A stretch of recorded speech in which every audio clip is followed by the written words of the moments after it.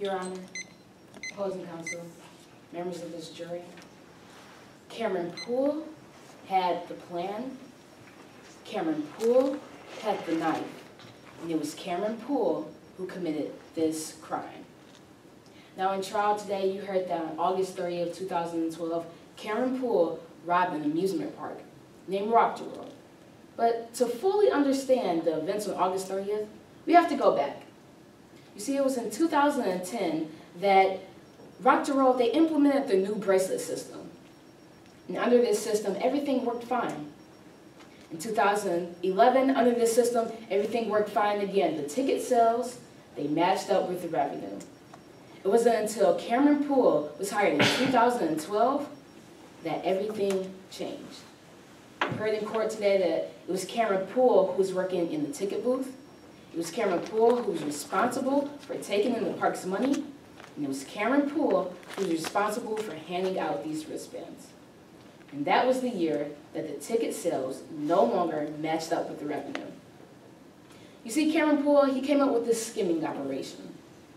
And he kept it up throughout the whole entire summer, till August 30th, when the park's accountant, Haley Floyd, she caught on to his operation. She fired him from Rock-to-World. But members of the jury, that's not the end of the story. Because Cameron Poole, later on that night, on August 30th, he came back to Rock-to-World. But this time he had a knife, and he threatened the life of Haley Floyd. He demanded all the money out of the till. Cameron Poole, he grabbed the money, he bagged the money, and he escaped with the money. It is clear that Cameron Poole committed this crime. He had the knife, he had the plan, but yet the prosecution, they are trying to blame Whit Bowman for the actions that Cameron Poole took over that summer of 2012. The prosecution is trying to say that Whit Bowman was actually acting in complicity with Cameron Poole.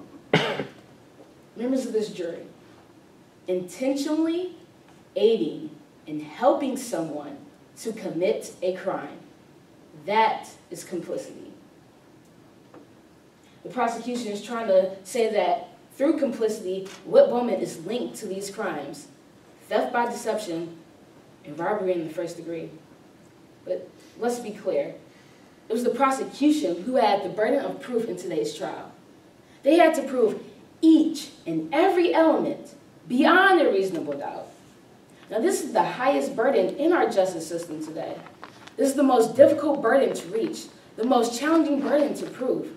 And they had to do this beyond a reasonable doubt, meaning that at the end of this trial, if you have any doubt in your mind based upon common sense and reason, you must find Whit Bowman not guilty. Now, a few moments ago, the prosecution got up here and they challenged me to understand why, to tell everybody here to rationalize the acts of a criminal. Now, just to be clear, the prosecution, they had the proof in today's case. We did not have to prove this, but I will anyway. Cameron Poole, he robbed the ticket booth, and as in trial today, it was said that he was chased by a security guard with a gun. Now, wouldn't it be logical to run into a crowd thinking that you wouldn't be shot upon if you were moving into a crowd instead of into an open parking lot? Now, ladies and gentlemen, the prosecution, they bear the burden of proof. They had to prove theft by deception and robbery in the first degree. And they had to prove this beyond a reasonable doubt. And in this case, there is a lot of doubt. Let's start with theft by deception. Theft by deception, you have to conclude that there was more than $500 being stolen. There has been no evidence in today's trial that more than $500 has been stolen. So that is reasonable doubt. Ladies and gentlemen, in this trial, this whole entire trial, you heard that Whit Bowman, she worked the rides. She was never seen in the ticket booth. She was never seen handing out these wristbands. So how is it that she helped Cameron Poole with this scheme? That is reasonable doubt. Now, They got up here before you and they said that Longstreet suspected Cameron Poole and Whit Bowman was working together. But on August 30th, you heard that only Cameron Poole was fired. Now, if they thought that they was working together, why weren't they both fired, ladies and gentlemen? That is reasonable doubt. Now let's move on to robbery in the first degree. In trial today, you heard Charlie Kaminsky come forth. And he told you that he heard statements in that car. He heard Cameron Poole on the phone talking to Whit Bowman. And he said, Whit, I used your knife, I held up Haley Floyd, we were going to get caught. Now, ladies and gentlemen of the jury, ask yourselves, if Whit Bowman was acting with Cameron Poole, why would Cameron Poole need to tell him everything that just happened? Because Whit Bowman, she didn't know what happened, ladies and gentlemen. That is reasonable doubt. You heard this story today about this knife that was used in the robbery. But let's break that down. Because Rory Shelton, she came before you today, and she said clearly on August 30th, that's when she saw Whit Bowman give Cameron Poole this blue-handled knife. She saw that outside of the ride, the tunnel of terror.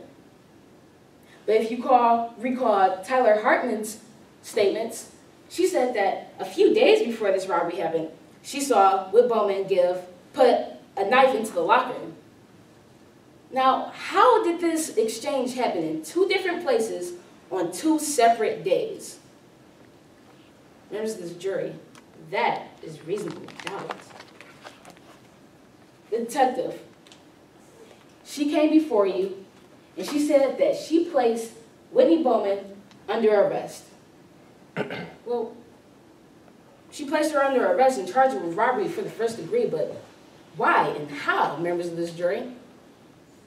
You see, it was a knife that was used in this robbery, but did she ever see Whit Bowman with this knife? Did Detective Kimball ever question Whit Bowman about this knife? Did Detective Kimball even recover this knife at the scene? So how was it that Detective Kimball placed her under arrest and charged her with robbery in the first degree? That is reasonable doubt. There has been no evidence in this case today, ladies and gentlemen. They kept giving you empty accusations after empty accusations. That definitely doesn't add up to proof beyond a reasonable doubt. Ladies and gentlemen, this whole entire trial, all you have heard is that it was Cameron Poole that was in that ticket booth over that summer. It was Cameron Poole who had the fake wristbands. It was Cameron Poole who threatened Haley Floyd. It was Cameron Poole who grabbed the money. It was Cameron Poole who ran off with that money, escaped with that money. And it is Cameron Poole who committed this crime. He had the knife. He had the plan. It was Cameron Poole, ladies and gentlemen. And that is why I ask that you find Whit Bowman not guilty. Thank you.